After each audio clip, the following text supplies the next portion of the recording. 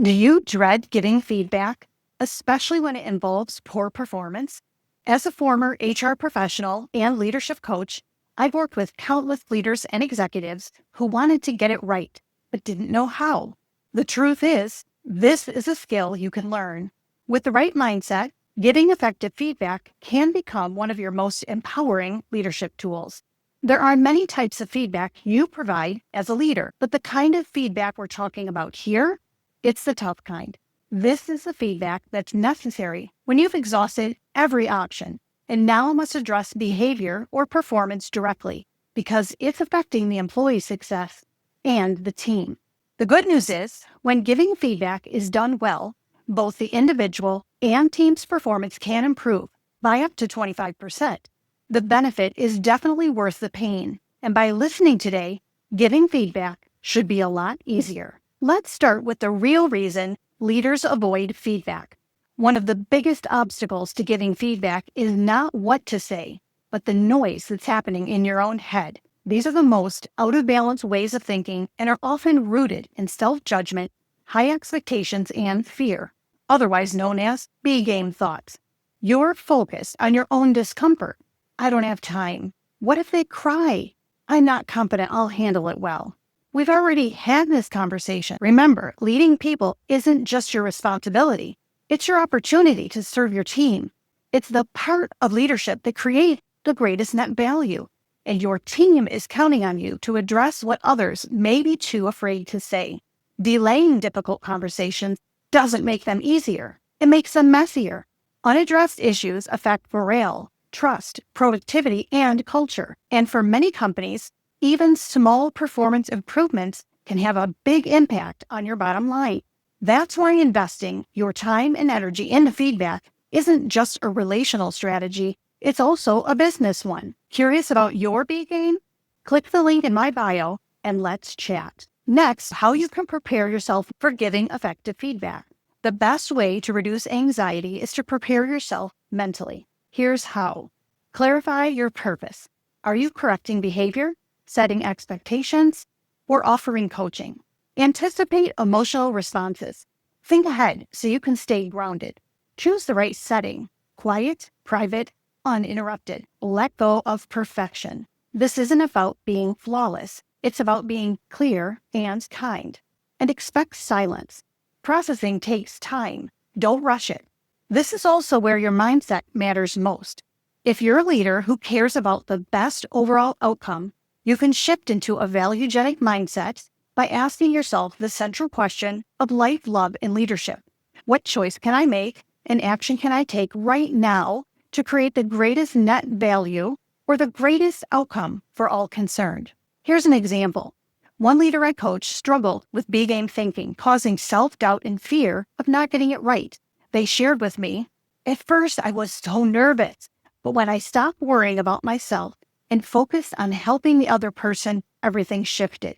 I felt more relaxed, I could think more clearly, and be more empathetic." That's how a valuegenic mindset can help you create better outcomes and more value. Remember, just because it may feel scary or awkward doesn't mean it's wrong. You can do it. Personal growth often happens at the edges of our comfort zone. Now that you've prepared yourself mentally, it's time to gather up your notes because good documentation matters. Be sure to be factual. Stick to dates and details. Keep it objective. Focus on specific actions and results. Having good documentation will help you stay calm, clear, and on point. Your notes will also allow you space for listening and helps you pace the conversation. If you're struggling with documentation or preparation, consult with your HR team or senior leader. Now, let's shift to active listening and managing your emotions.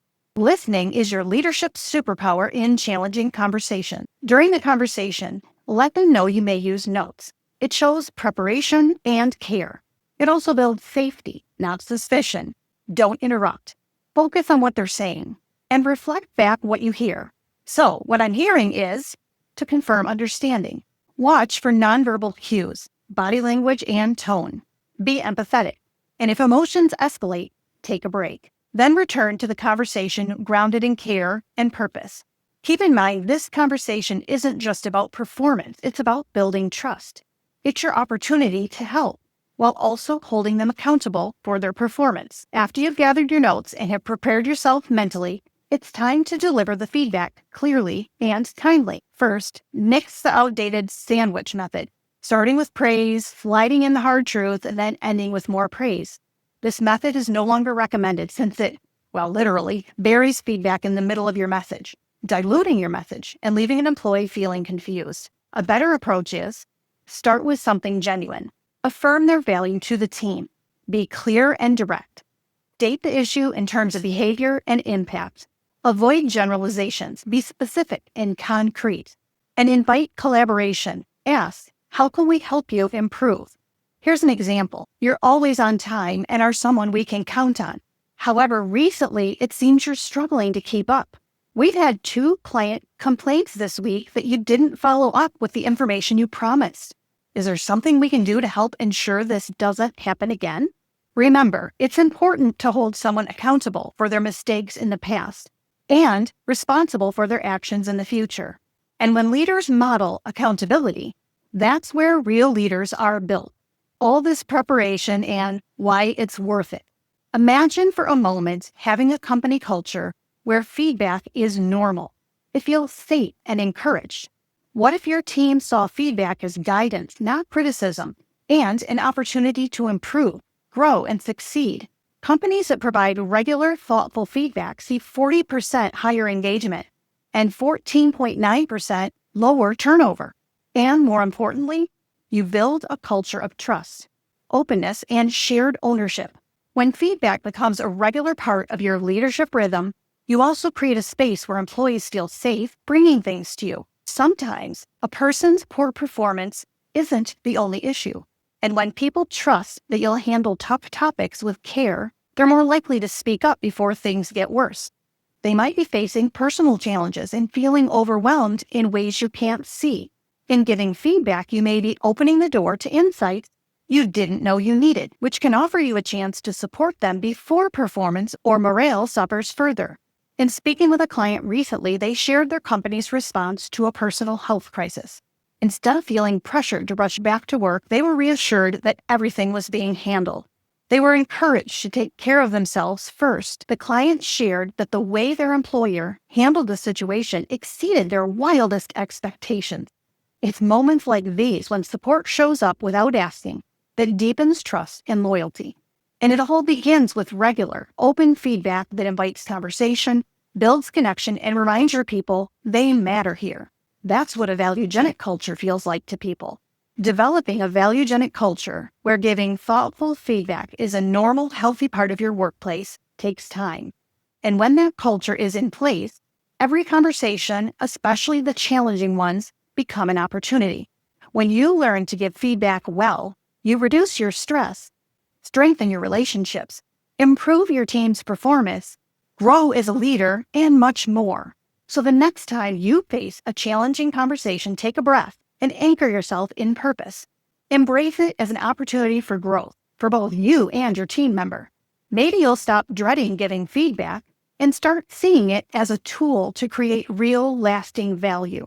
If you want help identifying your B game, feeling more confident in giving feedback, or becoming a valuegenic leader, watch the next video. And before you go, tell me in the comments, what's your biggest challenge when it comes to giving feedback? I'd love to hear from you.